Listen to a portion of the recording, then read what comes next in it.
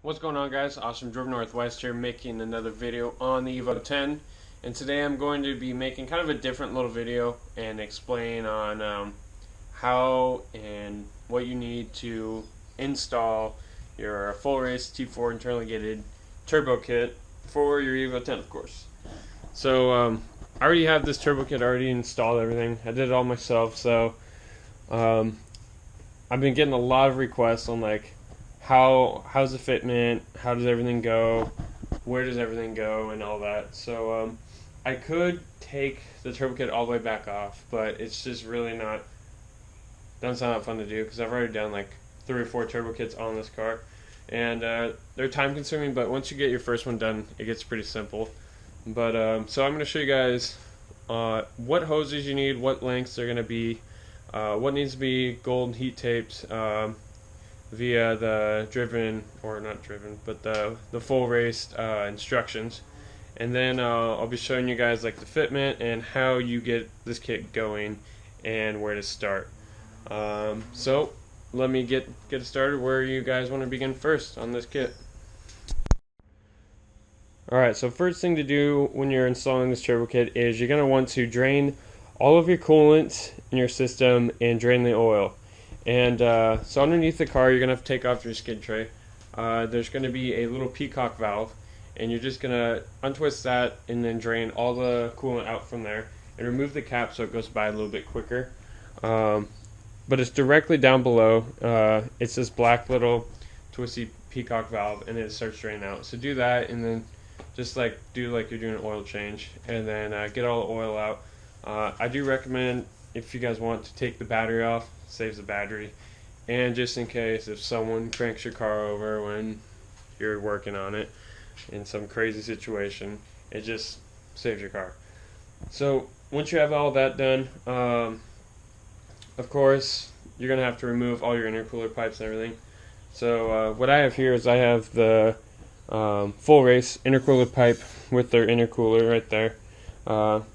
So just disassemble your stock one or whatever you're running, do that, and then get all that out of the way. I'd even take like the front bumper off too, because you're going to be like leaning over it a lot and get everything fitted. So do that. Of course, you're going to have to take off your strut tower bar. Those are 14mm bolts, so just do that. But make sure the car's on the ground, and then re-put the nuts on there so your struts don't fall back out. After that, you're going to want to jack up the car, remove your downpipe. It's just basically like removing downpipe and then removing your old stock manifold, whatever you're running before. But I highly recommend PB Blaster. You do not want to like work without it, because it really saves bolts and keeps you from not stripping them and everything like that, which is really bad. So what I actually did is I soaked all my old parts in PB Blaster for probably like a day or two, and just kept spraying all the bolts I need to take off. It made the install and disassembly like really easy. So definitely do that. But anyways, after you drain coolant and do that, take off all your old parts. It comes with like kind of instructions you can see on their website at Full Race, but they don't give you the links or anything, and like how the lines are supposed to be fitted. So I'm going to tell you what lengths you need for the coolant lines, how you route the drain line for the turbo, and what you wrap in gold heat tape. So let me get to that real quick.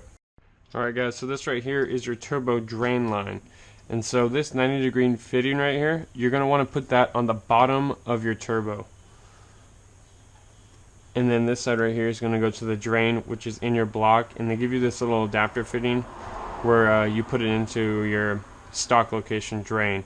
But anyway, so right here from end to end, it is 13.5 inches.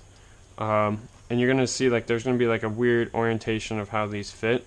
So as I was saying, the orientation on this thing fits kind of weird. So it's going to be sitting like this to your turbo.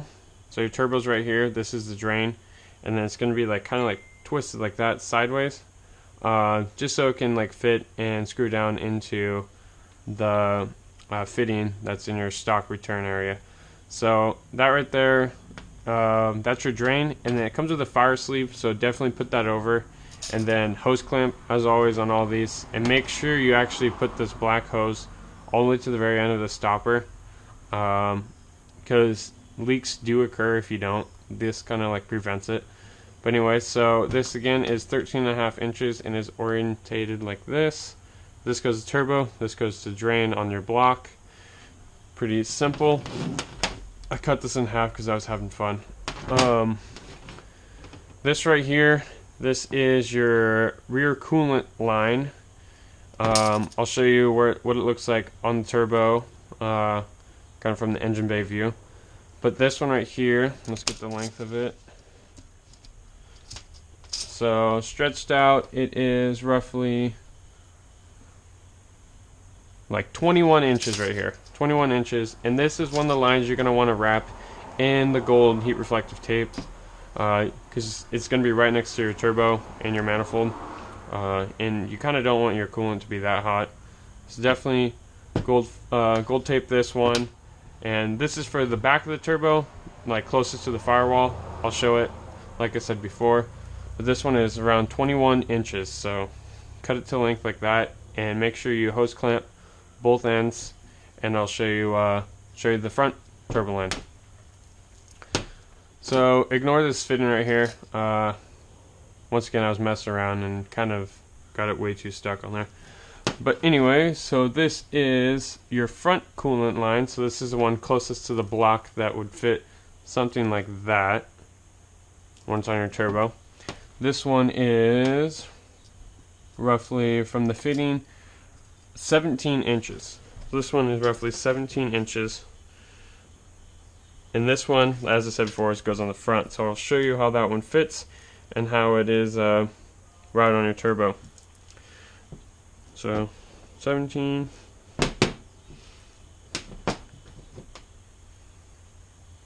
21, then 13.5. Alrighty. So I'm going to show you where the coolant lines go on your turbo and where they're supposed to be. I got you back in my hands again. So now I'm going to show you where these coolant lines go and how they're supposed to be oriented on this turbo, and then I'll get to how you clock the turbo and the compressor cover, and then I'll tell you step by step on what you want to do to get that turbo into or onto the manifold. So right here, if you look down, there's a coolant line right here at the bottom. I don't know if you can see it, but that's where it is. What you're going to want to do is, before you even install the turbo, you're going to want to tighten down all these AN fittings where the coolant lines attached to. So make sure they're tight and there's no leaks will occur after. That includes the oil feed line right there too, where it's AN fitting on there. And make sure everything's just tight. And then, so as I was saying, so this is the smaller one, the smaller coolant line. That one goes in the bottom port, because that's where coolant flows through. So it goes through there, and then that's a small hose, as I said before, and it runs to the back right over there. That one that's right underneath the feed line that's kind of marred up really bad. That one is the longer coolant hose, and it flows out through the top. And I kind of route it like right below the compressor cover. It comes through right. Let's see if I can see it. Kind of hard. But it comes like right there where those lines are. Sorry for all the interruptions, but alright, so that line right there, that one goes out to the top because when you shut your car off and you have hot coolant, it's still flowing. So you're going to want to do that because heat rises. So it's going to flow back out through there and go back into your coolant system. So that's where you have that one on the back of the turbo towards the firewall. You have that one at the top port, and this one down here in the bottom port. And then the bottom one routes to the stock coolant line down there that connects to it. So you just do that and you clamp it on there. And then you run this one, as I was saying, right back up through this top part. I'll try to point at it real quick. Right here. So that little line right here, this black one. So you do that, and then that's how you route your coolant lines. Make sure you hose clamp them tight. Mine were leaking. The back one was leaking pretty bad. That's why it's all marred up, because I was trying to reach it from after the turbo was installed, which is kind of a pain in the ass. But now it's not, so got that one solved. Anywho, now time to show you what you want to do for mounting your turbo up to your manifold. A very important step is, of course, you're not going to have your downpipe in there. This is the V-band one that comes with the kit, so that's going to be out of the way. But before you even mount up your manifold, you're going to want to lay your turbo just down on the axle, or right on top of the transfer case, because it's going to be impossible to fit the turbo past this manifold after you have it bolted up to your block. So just lay it down there for the time being. Leave the compressor cover, the one that connects your intake, a little bit loose so you can clock it how I have it oriented. But so you're going to want to just lay it down on the transfer case or anywhere down there. Just don't drop it though, lay it there softly. And then you're going to just want to bolt up the manifold to the block. I always start from the inside and go out, and then I always just recheck it a couple times to make sure it's perfect. But anyway, so once you have that, you can pull the turbo up to the manifold. Of course, there's two different size threads on these studs right here that connect there. And big step, do not forget to use the locking washers. They're like serrated edge ones. Those are really important, and it keeps the manifold, like when you're accelerating stuff, it's like vibrations don't loosen up the studs. So definitely use those. It helps a lot and saves a lot of time. And I actually had a stud that backed out because I didn't have it on one of them. But it just takes a little bit more effort to get those in there, but it's pretty straightforward. So anyways, once the manifold's bolted up, you can pull the turbo up there. Trust me, it's pretty heavy, so I had to gorilla arm it with one and then thread in one bolt. I actually didn't even put the washers in the first time. I just got it held up there. And then I did from side to side with the locking washers. And I went back to the first one I started with and then took that bolt off and put the locking washers on there. But yeah, so that's what you're going to want to do. And then right here, this is how I have my turbo oriented right here, with the compressor cover turned like that a little bit, like facing towards the firewall, because I have a 90-degree coupler I got from Upgrade. They're on Amazon. You can get them for really cheap on Amazon Prime. So I got that. I have a 90-degree because I thought I was going to be able to use a 45, but the 45, you'd have to clock the turbo back a little bit further, and it kind of just made fitment on other things pretty shitty. So I have it kind of clocked like that, trying to see if like you guys can match that one, because that's how I figured out it was the best fitment. Yeah, then after that, it's just running lines and stuff. So right here, this is your oil feed line. I have it running back around behind my makeshift firewall heat shield right here. This is from Heat Shield Products. It's like their sticky firewall stuff, and it actually helps a lot because this manifold gets super hot. And so I was honestly smelling some of my firewall getting a little toasty back there. So I just made that makeshift one. I actually have Wasatch Turbo Factory. I think that's how you say it. Wasatch. I don't know. Sorry, kind of killed it. But he's making me a custom EFR Turbo Kit firewall heat shield for these kits, and so even like if you already installed everything, you can still slip it over the back and bolt it in. So shout out to them. I'll leave the link to their page and their shop down below. He also hooked it up with this Jegs fuel filter, so when you do an aftermarket pump, you get rid of your fuel filter. And he told me what you need to buy from Jegs in order to have it snap on that hard line. So super awesome company, super awesome guy. Definitely check him out down below. And yeah, so anywho, after you do all that, just pull up the manifold and then tighten it up. It's a long process if your first time. It could be kind of scary, but since I gave you the like dimensions and the length of the hose you need, it's going to be way more simpler. I'm trying to think of other stuff too. Oh yeah, so this is the Full Race intake that I got with the kit used. I actually bought it from a guy on eBay. He hooked me up with that.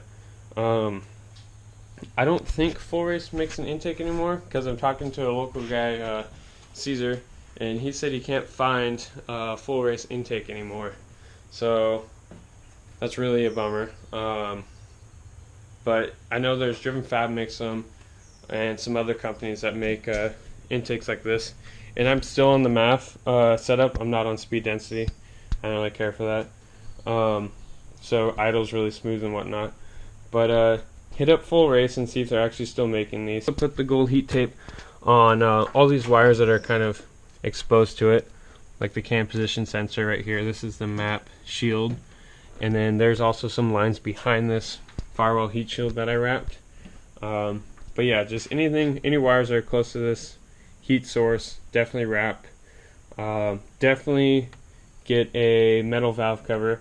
The plastic one will melt with this. I just got a good buy on it, so I bought it in time and I powder coated it. But yeah, so that's kind of it. Alright, so this right here is a speed circuit firewall heat shield. I tried fitting it with the turbo and everything already mounted up. That definitely didn't work. You can see all the scratches on there. Yeah, I know I ruined it. But anyways, if you wanted to install a heat shield like this in your car, you're going to want to install this first and then the manifold and turbo. But then fitment gets pretty difficult with these, and you don't have as much space as you did before like that. So that's why I'm opting for the Wasatch Turbo Factory firewall heat shield, because they said it fits even with the kit already installed, which makes life so much easier. I'm trying to think if you guys are using like ETS intercooler pipes, something that's not Full Race that came with this kit, you might run into an issue where you need to get a different size coupler or different angled coupler. This of course is 2.5 inch to 2.5 inch, just matches the intake. And right down there, I have a 90-degree upgrade coupler that goes from 4 inch to 3.5. Fits perfect, and it works with this intake that's mounted to this bracket right here on the transmission. So this one's solid right here. I have the Driven Fab heat shield right here for your intake, because when these fans kick on, it messes with idle a little bit. But yeah, so that's just a little overview of how you install this. All this kit is super easy to install. It just might be intimidating just because it's like you're working on a really expensive car and you're doing it yourself. Trust me, I had coolant leaks and oil leaks actually from the valve cover when I did this kit, so there's nothing to be really worried about. It's just tightening up odds and ends and just getting it done. You will need it tuned after you install this, because the 3.5 inch intake with the 3.5 inch MAF will not let you idle. And definitely, if you're getting this kit, get bigger injectors for whatever your goal is.